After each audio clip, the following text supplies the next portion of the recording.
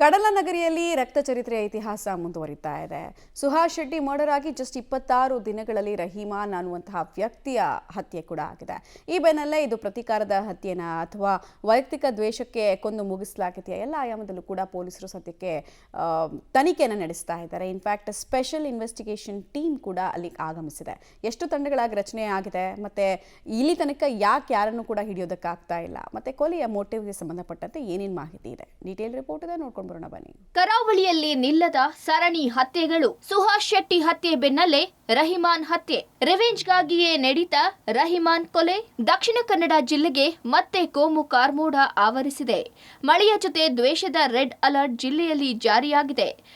ಧರ್ಮಗಳ ಸಂಘರ್ಷ ಈಗ ಮತ್ತೊಂದು ಕೊಲೆಯ ಮೂಲಕ ಅಶಾಂತಿಗೆ ನಾಂದಿ ಹಾಡಿದೆ.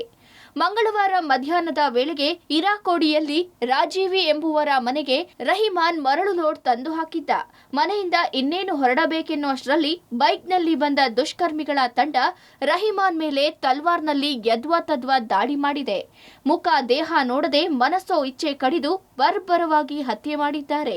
ರಹಿಮಾನ್ ಜೊತೆಗಿದ್ದ ಖಲಂದರ್ ಶಾಫಿ ಎಂಬಾತನ ಮೇಲೂ ತಂಡ ತಲ್ವಾರ್ ಬೀಸಿದೆ. ಶಾಫಿಯ ಕೈ ಎದೆ ಭಾಗಕ್ಕೆ ತಲ್ವಾರ್ನ ಏಟು ಬಿದ್ದಿದೆ. ಶಾಫಿ ದುಷ್ಕರ್ಮಿಗಳ ತಂಡದಿಂದ ತಪ್ಪಿಸಿಕೊಂಡು ಪ್ರಾಣ ಉಳಿಸಿಕೊಂಡಿದ್ದಾನೆ. ಹತ್ಯೆಯ ಬರ್ಬರತೆಗೆ ಸಾಕ್ಷಿಯಾದ ರಹಿಮಾನ್ನ ಕೊನೆಯ ವಿಡಿಯೋ ಈಗ ಸಾಮಾಜಿಕ ಜಾಲತಾಣದಲ್ಲಿ ವೈರಲ್ ಆಗಿದೆ. ಇನ್ನು ರಹಿಮಾನ್ ಹತ್ಯೆ ನಡೆದ ಬೆನ್ನಲ್ಲೇ ಇದೊಂದು ರಿವೆಂಜ್ ಮರ್ಡರ್ ಅನ್ನೋ ಮಾತು ಕೇಳಿ ಬಂದಿದೆ. ಅಂತ್ಯ ಸಂಸ್ಕಾರದಲ್ಲಿ ಭಾಗಿಯಾದವರೆಲ್ಲರೂ ಈ ಹತ್ಯೆ ಪ್ರತೀಕಾರಕ್ಕಾಗಿ ನಡೆದಿದೆ ಎನ್ನಲಾಗ್ತಿದೆ. ರಹಿಮಾನ್ನ ತಂದೆಯು ಇದೇ ರೀತಿ ಮಾತನಾಡಿದ್ದು, ತನ್ನ ಮಗನನ್ನ ಅನ್ಯಾಯವಾಗಿ ಹತ್ಯೆ ಮಾಡಿದ್ದಾರೆ. ಯಾರು ಕೊಂದಿದ್ದಾರೋ ಅವರಿಗೆ ಸರಿಯಾದ ಶಿಕ್ಷೆಯಾಗಬೇಕು. ನನ್ನ ಮಗನನ್ನ ಕೊಂದವರನ್ನು ಕೊಲ್ಲಬೇಕೆಂದಿದ್ದಾರೆ. ಅದೇ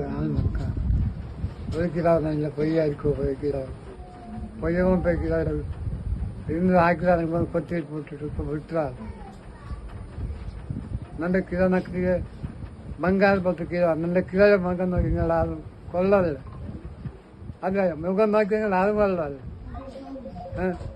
ನಾನು ಇನ್ನು ನಿಂಗಿಲ್ಲ ನಾನು ಫೋನ್ ಹಾಕಿದ್ರೆ ನಾನು ಫೋನ್ ನಕ್ಕೀಗ ನಾನು ನೋಡ್ತಿದ್ದೆ ನಾನು ಸರಲ್ಲ ಬೆಂಜೂ ಸರಲ್ಲ ಎತ್ತ ಬಚ್ಚಲ್ಲ ಆಗ ನಾನು ನೋಕಲು ಕತ್ತಿಲ್ಲ నాకు ಬೇರೆ కట్టిಲ್ಲ అక్కడైతే పాదీలు ఆది ఆప్షన్కి అగా ఉన్నా ರಹಿಮಾನ್ ಹತ್ಯೆಯ ಬಗ್ಗೆ ಬಂಟ್ವಾಳ ಗ್ರಾಮಾಂತರ ಪೊಲೀಸ್ ಠಾಣೆಯಲ್ಲಿ ಪ್ರಕರಣ ದಾಖಲಾಗಿದೆ. ರಹಿಮಾನ್ನನ್ನ ಆಸ್ಪತ್ರೆಗೆ ಸಾಗಿಸಿದ್ದ ನಿಸಾರ್ ಎಂಬುವರು ನೀಡಿದ ದೂರಿನಂತೆ ಸ್ಥಳೀಯರಾದ ದೀಪಕ್, ಸುಮಿತ್ ಸೇರಿ 15 ಮಂದಿ ವಿರುದ್ಧ ಎಫ್ಐಆರ್ ದಾಖಲಾಗಿದೆ. ಹೀಗಾಗಿ ಇವರು ಸುಹಾಸ್ ಶೆಟ್ಟಿ ಹತ್ಯೆಯ ಪ್ರತೀಕಾರಕ್ಕಾಗಿ ರಹಿಮಾನ್ನನ್ನ ಹತ್ಯೆ ಮಾಡಿದ್ದಾರೆ ಎಂಬ ದೂರಿನ ಹಿನ್ನೆಲೆ ಪೊಲೀಸರು ಆ ಆಯಾಮದಿಂದ ತನಿಖೆ ನಡೆಸುತ್ತಿದ್ದಾರೆ.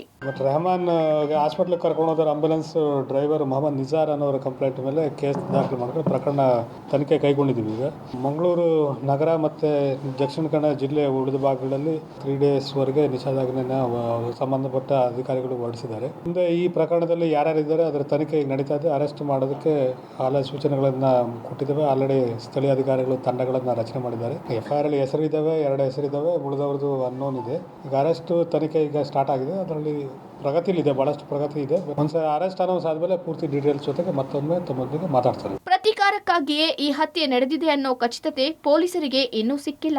ಬೇರೆ ಕಾರಣದ ಬಗ್ಗೆಯೂ ಮಾಹಿತಿ ಹರಿದಾಡುತ್ತಿದ್ದು ಪೊಲೀಸರು ಆ ಆಯಾಮದಲ್ಲೂ ತನಿಖೆ ನಡೆಸುತ್ತಿದ್ದಾರೆ. ಅಬ್ದುಲ್ ರಹಿಮಾನ್ ಹತ್ಯೆ ಪ್ರಕರಣ ಭೇದಿಸಲು ಸದ್ಯ 5 ಪೊಲೀಸ್ ತಂಡವನ್ನ ದಕ್ಷಿಣ ಕನ್ನಡ ಜಿಲ್ಲಾ ಎಸ್ಪಿ ಯತೀಶ್ ರಚನೆ ಮಾಡಿದ್ದಾರೆ. Sukhpal Polali, public TV, Mangaluru.